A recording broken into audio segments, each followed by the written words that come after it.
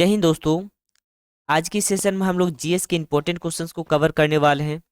जैसे कि हम लोग जानते हैं कि प्रत्येक दिन हम लोग 30 क्वेश्चंस के टारगेट को कंप्लीट करते हैं और आप लोग का काम है बढ़िया तरीका से इनके राइट आंसर को कमेंट करना है और लास्ट में 30 क्वेश्चंस के स्कोर को भी बताना है कि कितना आंसर आप लोग का सही हुआ है। तो देखिए क्वेश्चन है आप लोग के सामने कि सीड थेरेपी किसके उपचार के लिए प्रयोग की जाती है। सीड थेरेपी किसके उपचार के लिए प्रयोग किया जाता है? कैंसर, अस्थमा, ट्यूबरक्लोसिस जिनको टीबी कहा जाता है और एड्स। तो देखिए इस क्वेश्चन का राइट आंसर होना चाहिए ऑप्शन नंबर ए यानी कि कैंसर। अगर हम अस्थमा और ट्यूबरक्लोसिस यानी टीबी के बारे में देख लेते हैं तो ये दोनों का दोनों फेफड़ों से रिलेटेड रोग है। ठीक है, फेफड़ों के इन्फेक्शन या फिर जो फेफड़े के अंदर पाया जाता है कुपिका उनमें पस भर जाता है जिसके कारण इस तरह का प्रॉब्लम होता है। सांस लेने में बहुत ही ज़्यादा प्रॉब्लम होता है। ठीक है, तो इन्फेक्शन के कारण हो सकता है या फिर गंदे वातावरण में गंदे वायु में रहने से इस प्रकार का प्रॉब्लम हो सकता है। अगर हम एड्स के बारे में देखते हैं तो एड्स का फुल फॉर्म होता है एक्वायर्ड इम्यूनो डेफिशिएंसी सिंड्रोम और ये अधिकतर हमारे शरीर के इम्यूनिटी पर इफेक्ट डालता है, हमारी इम्यूनिटी को डिक्रीज करता है जिसके कारण अनेकों प्रकार का प्रॉब्लम्स बीमारी पैदा होता है। ये किनके कारण होता है? तो वायरस के कारण होता है जिनका नाम है HIV वायरस यानी कि ह्यूमन इम्यूनो डेफिशिएंसी वायरस। तो याद रखिएगा इंपॉर्टेंट क्वेश्चन है। चलिए अगला क्वेश्चन देखिए। नेक्स्ट क्वेश्चन है कि निम्नलिखित में कौन सा जीवाणु endo endo symbiotic nitrogen fixing association बनाता है? ठीक है, endo symbiotic nitrogen fixing association बनाता है जो नाइट्रोजन फिक्सेशन में मदद करता है। नाइट्रोजन फिक्सेशन में एक्चुअल में अगर देखा जाए तो पेड़ पौधा को न्यूट्रिशन गेन करने के लिए अपने राइजोबियम नाम का एक जीवाणु होता है। ठीक है, ये जीवाणु क्या करता है मिट्टी के अंदर जितने भी पौधा का जड़ होता है इसमें ट्यूमर बनाता है। ठीक है, पौधे का जो जड़ होता है इसमें ट्यूमर बना देता है और इस ट्यूमर में नाइट्रोजन को नाइट्राइड के फॉर्म में कन्वर्ट करके इसमें पुट कर देता है और यही नाइट्राइड फॉर्म पेड़ पौधा जब भोजन बनाता है तो ये मिनरल्स के तौर पर उनको यूज करता है। ठीक है, तो नाइट्रोजन को एटमॉस्फेयर से जो 78% नाइट्रोजन है उनको नाइट्राइड के फॉर्म में कन्वर्ट करना ही नाइट्रोजन फिक्सेशन कहलाता है। और इसमें कौन सा जीवाणु मदद करता है? तो राइजोबियम नाम का जीवाणु। इंपॉर्टेंट क्वेश्चन है नाइट्रोजन फिक्सेशन में राइजोबियम, याद रखिएगा। अगला क्वेश्चन है रक्त का थक्का जमाने में किस विटामिन का योगदान होता है? Vitamin B, vitamin C, vitamin K या फिर विटामिन ए। रक्त का थक्का जब कभी भी ब्लड ब्लीडिंग होना स्टार्ट होता है तो क्या होता है कि इसमें बहुत सारे प्लेटलेट्स होता है, फाइब्रिन होता है और ये फाइब्रिन और प्लेटलेट्स आपस में मिल करके इस प्रकार से ब्लड क्लॉटिंग बनाता है। ठीक है, तो इनमें कौन सा विटामिन मददगार है, योगदान देता है? तो देखिए इस क्वेश्चन का राइट आंसर हो जाएगा विटामिन के। विटामिन बी अगर देखा जाए तो इनकी कमी से बेरी बेरी नामक रोग होता है। विटामिन सी की कमी से स्क्रीवी रोग होता है और विटामिन ए की कमी से रतौंधी नामक रोग जो कि हमारे आंखों को इफेक्ट करता है। तो इस चीज को याद रखिएगा। अगला क्वेश्चन देखिए, कोशिका में राइबोसोम का क्या कार्य है? तो सबसे पहले समझते हैं कि ये राइबोसोम होता क्या है। तो कोशिका के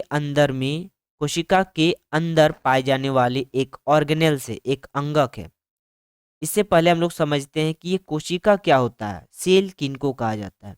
तो जिस प्रकार से महल जो बनता है वो छोटा छोटा ईटा से मिल करके बनता है, क्लियर है, छोटा छोटा ब्रिक्स से मिल करके एक महल बनता है। सेम उसी प्रकार से लिविंग बॉडी जो बना हुआ है छोटे छोटे कोशिकाओं से मिलकर बनता है। तो बोल सकते हैं कि कोशिका जो है वो जीवन की छोटी इकाई और उनके अंदर में जो अंगक पाया जाता है जिसमें से एक राइबोसोम है। देखिए राइबोसोम अगर देखा जाए तो दो प्रकार का होता है, एक होता है 70S टाइप का राइबोसोम और एक होता है 80S टाइप का राइबोसोम। 80S टाइप का राइबोसोम यूकेरियोटिक जीवों में पाया जाता है और 70S टाइप का राइबोसोम प्रोकैरियोटिक जीवों में पाया जाता है।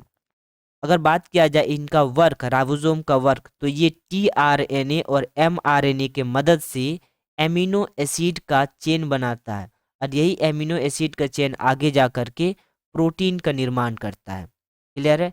किनका चेन बनाता है? एमिनो एसिड का चेन बनाता है और आगे जा करके प्रोटीन का निर्माण करता है। इस प्रोसेस को कहा जाता है प्रोटीन संश्लेषण। तो राइबोसोम का काम क्या है? प्रोटीन का संश्लेषण करना और प्रोटीन को बनाना। ऑप्शन नंबर 20 क्वेश्चन का राइट आंसर हो जाएगा।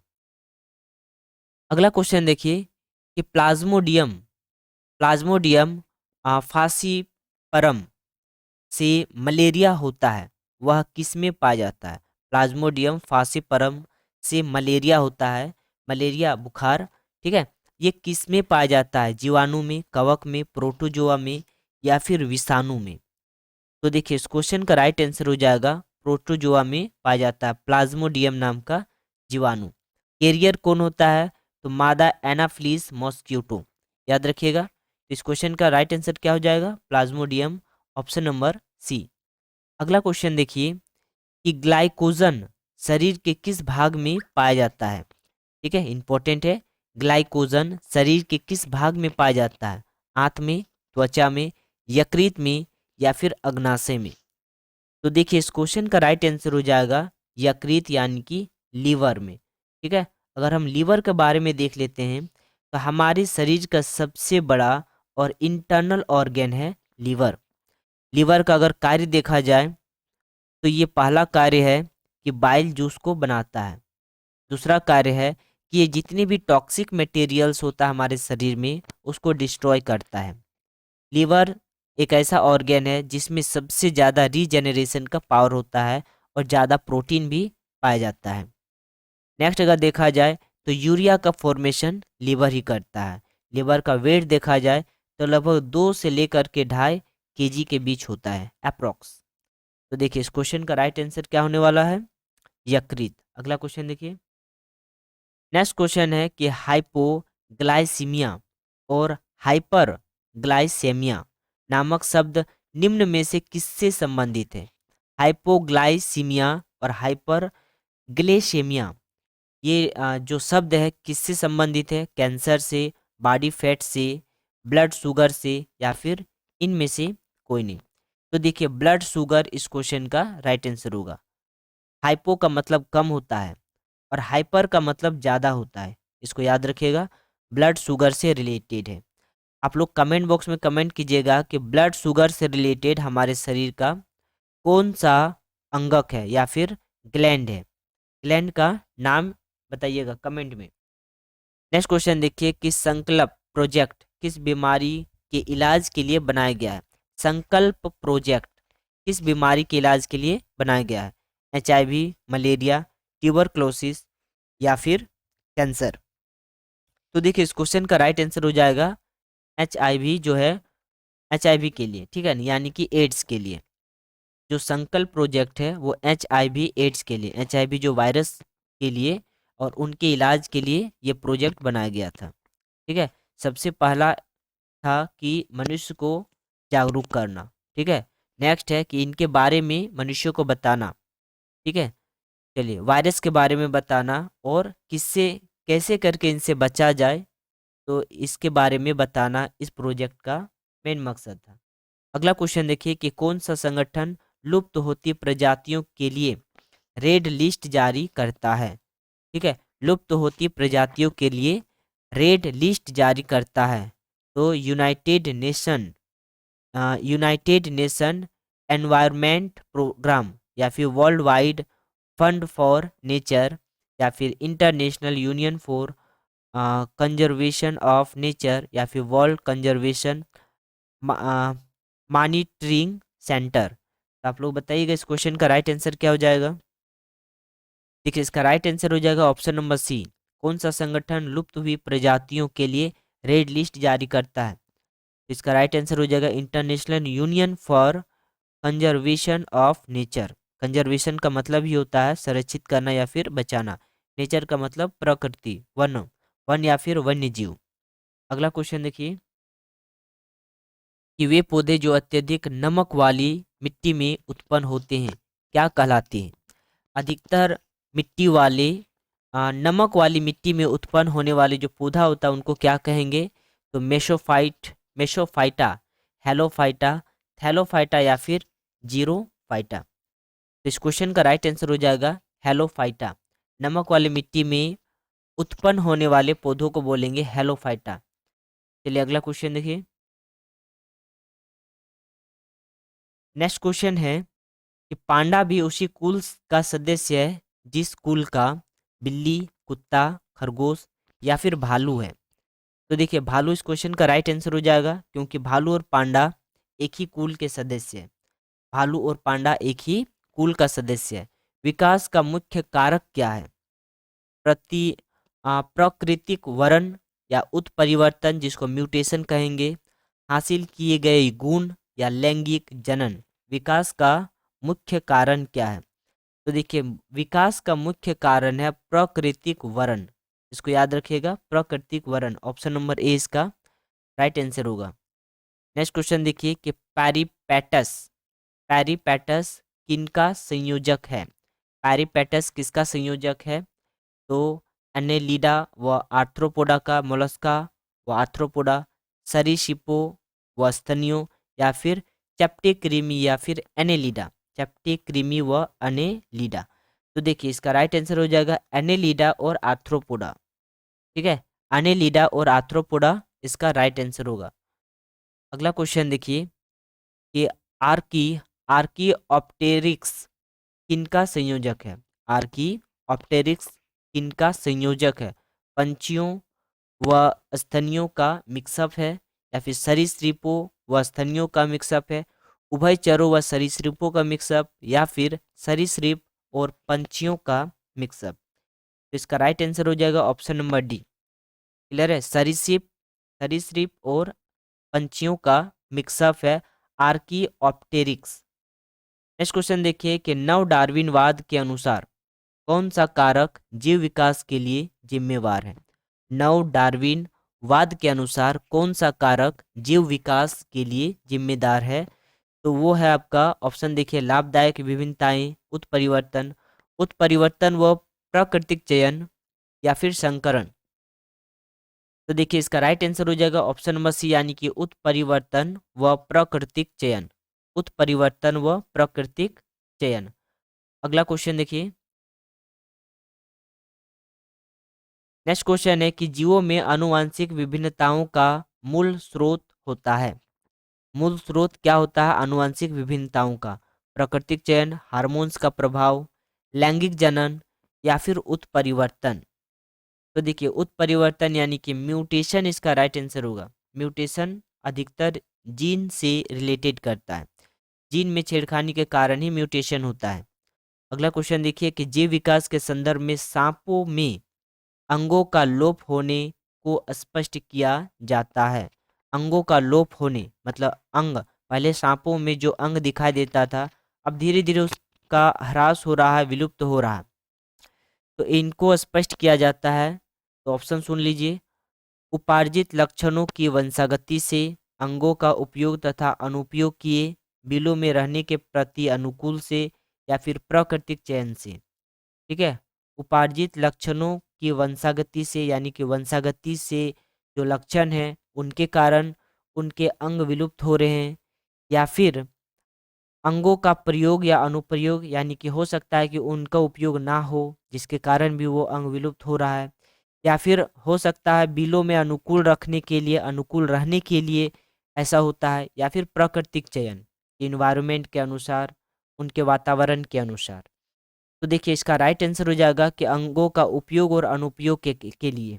ठीक है, यानी कि हो सकता है कि उसका उपयोग, उस अंग का उपयोग ज़्यादा ना हो जिसके कारण धीरे धीरे उनका जो अंग है वो विलुप्त होना स्टार्ट हो गया है। जेनेटिक इंजीनियरिंग में निम्न में से किसका उपयोग होता है? राइबोसोम का, प्लास्टिड, प्लास्मिड, या फिर इनमें से कोई नहीं। तो देखिए जेनेटिक इंजीनियरिंग में किसका प्रयोग किया जाता है? तो प्लास्मिड इसका राइट आंसर हो जाएगा। ऑप्शन में सी सही होगा। जेनेटिक इंजीनियरिंग में प्लास्मिड का उपयोग होता है। जीवों में अत्यधिक विविधता का कारण क्या है?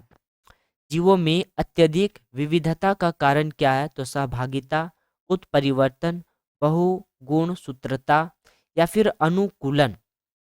तो देखिए इसका राइट आंसर हो जाएगा उत्परिवर्तन। ऑप्शन नंबर 20 का सही होगा, उत्परिवर्तन। नेक्स्ट वन देखिए, अधिरक्तस्राव है। अधिरक्तस्राव क्या है? एक प्रदूषण घटित रोग है, एक आनुवंशिक विकार है, एक विषाणु घटित रोग है या फिर एक जीवाणु घटित रोग है। तो देखिए इसका राइट आंसर हो जाएगा एक आनुवंशिक विकार है। ठीक है, हिमोफीलिया भी इसको बोला गया है, अति रक्तस्राव, तो आनुवंशिक विकार बोल सकते हैं। अगला क्वेश्चन देखिए, जीन के भीतर अनुक्रम आधार परिवर्तन कहलाता है। जीन के भीतर अनुक्रम आधार परिवर्तन क्या कहलाता है? प्रतिरूपण, प्रजनन, संयोजन या फिर उत्परिवर्तन। तो देखिए जीन के भीतर जो अनुक्रम आधार में जो परिवर्तन होता है, यानी कि जो आरएनए डीएनए का कोड में अगर परिवर्तन होता है तो उनसे उन बॉडी का कैरेक्टर में चेंज होता है, और जिनके कारण उनमें कुछ अलग सा कैरेक्टर देखने को मिलता है, और इन्हीं बदलाव को कहा जाता है उत्परिवर्तन यानी कि म्यूटेशन। अगला क्वेश्चन देखिए, ल्यूकेमिया एक प्रकार का कैंसर है। ल्यूकेमिया एक प्रकार का कैंसर है जिसमें असाधारण बढ़ोतरी होती है। तो श्वेत रक्त कोशिकाओं की संख्या में, अस्थि कोशिकाओं की संख्या में, प्लेटलेट की संख्या में या फिर लाल रक्त कोशिकाओं की संख्या में। तो इसका राइट आंसर हो जाएगा श्वेत रक्त कोशिकाओं की संख्या में, श्वेत रक्त कोशिकाओं की संख्या में। नेक्स्ट क्वेश्चन देखिए, मानव रक्तदान के लिए कौन सा रक्त समूह सार्वत्रिक दाता होता है? मानव रक्तदान के लिए कौन सा समूह सार्वत्रिक रक्तदाता होता है? तो ओ समूह, ओ को 0 कहा जाता है, बी प्लस समूह, ए प्लस समूह या फिर ए बी समूह। तो देखिए ओ इसका राइट आंसर हो जाएगा। अगर ब्लड ग्रुप का सर्वदाता अगर देखा जाए तो ओ ब्लड ग्रुप है, और सर्वग्राही अगर बोला जाए तो ए बी ब्लड ग्रुप होगा। दाता यानी कि सभी ग्रुपों वाले व्यक्तियों को अपना ब्लड दे सकता है, ठीक है, वो हुआ आपका ब्लड ग्रुप ओ। और सबसे ब्लड ले सकता है वो होता है blood group A B. Next question देखिए, अगला क्वेश्चन है कि उंगलियों के निशानों की बहुरंगीय सतह पर उभारने वाले निम्न में से क्या प्रयुक्त होता है? मैग्नीज मैग्नीज ऑक्साइड, डाइऑक्साइड, स्वर्ण भूल या फिर फ्लोरोसेंट पाउडर या चारकोल।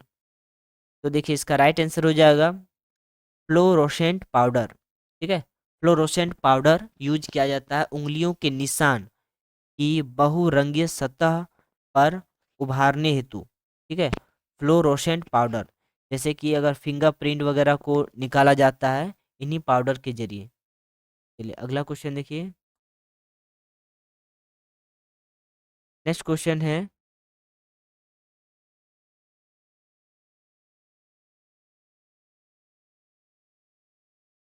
अगला क्वेश्चन देखिए कि थैलेसीमिया एक वंशागति बीमारी है। थैलेसीमिया एक वंशागति बीमारी है जो कि निम्नलिखित को प्रभावित करती है। थैलेसीमिया एक वंशागति बीमारी है जो कि निम्नलिखित को प्रभावित करती है। तो ये खून है, दिल का, फेफड़ों का या फिर इनमें से कोई नहीं। तो खून इस क्वेश्चन का राइट आंसर हो जाएगा। क्लियर है, ऑप्शन नंबर ए इसका राइट आंसर होगा, थैलेसीमिया वंशानुगति बीमारी जो कि ब्लड से रिलेटेड है। एलोसोम होता है, एलोसोम क्या होता है? पादप हार्मोन, कोशिकांग, लिंग गुणसूत्र या फिर एलील। तो देखिए इस क्वेश्चन का राइट आंसर हो जाएगा लिंग गुणसूत्र। क्लियर है, लिंग गुणसूत्र इसका राइट आंसर होगा, option number C. Next question देखिए, अगला क्वेश्चन है कि निम्नलिखित में से कौन सी बीमारी या बीमारियां एक उत्परिवर्तन जीन के कारण होता है? निम्नलिखित में से कौन सी बीमारी या बीमारियां एक उत्परिवर्तन जीन के कारण होता है? तो संकुल सेल एनीमिया, हेमोफीलिया, थैलेसीमिया या उपयुक्त सभी? बताइएगा इस क्वेश्चन का क्या राइट आंसर होगा। देखिए ये तीनों के तीनों उत्परिवर्तन, जीन उत्परिवर्तन से होने वाली बीमारी है, तो इनमें से सभी इस क्वेश्चन का राइट आंसर होगा ऑप्शन नंबर डी। अगला क्वेश्चन देखिए, नेक्स्ट क्वेश्चन है, यदि माता पिता में से एक का रुधिर वर्ग ए बी है तथा दूसरे का ओ है, तो उनके बच्चे का संभावित रुधिर वर्ग क्या होगा, ए बी और ओ। ठीक है, तो इस क्वेश्चन का राइट आंसर हो जाएगा option number B, A B. अगर पिताजी का ब्लड ग्रुप ए बी है और माता का ब्लड ग्रुप ओ है, तो जो बेबी होगा उसका ब्लड ग्रुप या फिर ए होगा या फिर बी होगा। चलिए अगला क्वेश्चन देखिए, नेक्स्ट क्वेश्चन है कि रक्त समूह ओ की माता का बच्चा रक्त समूह ओ का है, तो बच्चे का पिता किस रक्त समूह का हो सकता है। यानी कि माता का ब्लड ग्रुप ओ है और उनका जो बच्चा है उसका ब्लड ग्रुप ओ है, तो पिता का ब्लड ग्रुप क्या हो सकता है। बी हो सकता है, केवल ए या बी, ए बी या फिर ओ। तो देखिए इसका राइट आंसर हो जाएगा ओ। अगर माता भी ओ है पिता भी ओ है, सॉरी बच्चे भी ओ है, तो पिता का भी ब्लड ग्रुप ओ ही होगा। अगला क्वेश्चन देखिए, यदि माता का रुधिर वर्ग ओ है और पिता का रुधिर वर्ग ए बी है, तो संतान का रुधिर वर्ग क्या होगा। तो ओ और ए बी का जो कनेक्शन होता है, तो उसका बेटा का ब्लड ग्रुप या फिर ए हो सकता है या फिर बी हो सकता है। देखिए ब्लड ग्रुप से रिलेटेड हर एक क्वेश्चन आता है, तो ये भी इम्पोर्टेंट है टॉपिक। चलिए मिलते हैं नेक्स्ट क्लास, थैंक यू।